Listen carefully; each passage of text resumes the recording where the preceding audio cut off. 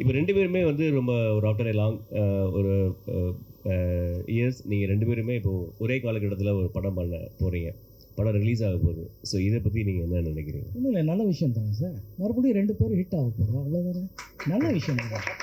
படம் நல்லா இருந்தால் உங்களோட ஆசீர்வாதம் வரும், அது போதும். வாழ்த்துக்கள். தேங்க்யூ. அதவன், நீங்கள் நிறைய மிமிக்ரி பண்ணுறீங்க.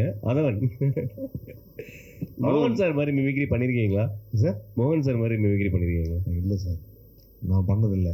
அவர் ஆக்சுவலாக நான் வந்து அவர்கிட்ட பேசுகிறதுக்கு ஒரு வாய்ப்பு கிடச்சிது அந்த ஷூட்டிங் ஸ்பாட்டில் ஒரு 1 hour. அப்போ தான் வந்து ஃபஸ்ட் டைம் அவர்கிட்ட நிறையா பேசுகிறேன்.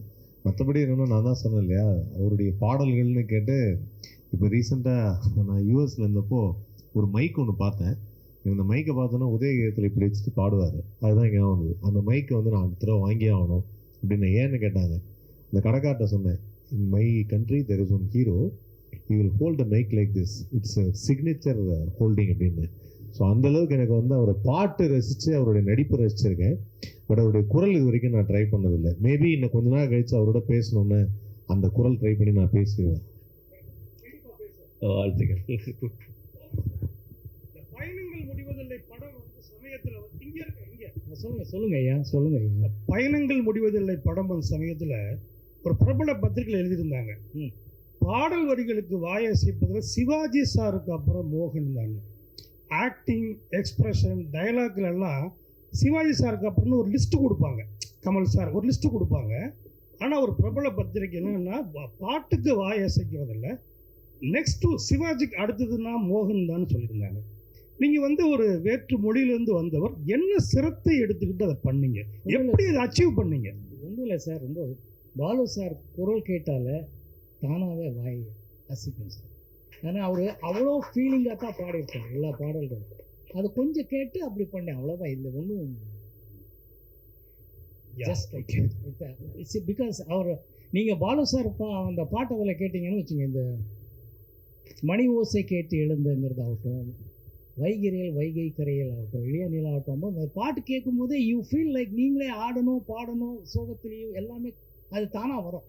இன்ஃபேக்ட் என்னோட பெஸ்ட் அவார்டே பாலு சார் சொல்லியிருக்கிறது தான் எனக்கு. ஆமாம்,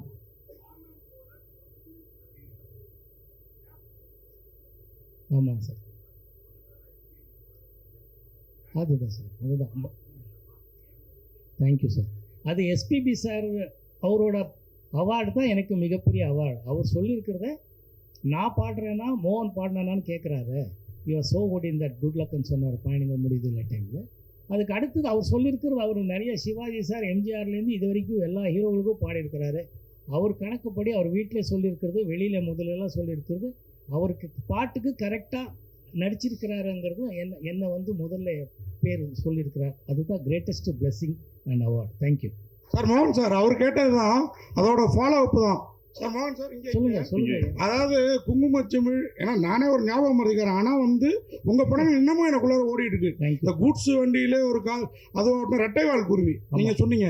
அப்போ அவ்வளோ அளவுக்கு அவர் சொன்ன மாதிரியே தான் அந்த பாட்டுக்கு அந்த முக அசைப்பெல்லாம். ஆனால் அன்னைக்கு வந்து அவ்வளோ சம்பளம்லாம் கிடையாது. இன்னைக்கு 150 கோடிங்கிறாங்க, 200 கோடிங்கிறாங்க. இன்னைக்கு ஹரா மூலம் திருப்பி வரீங்க.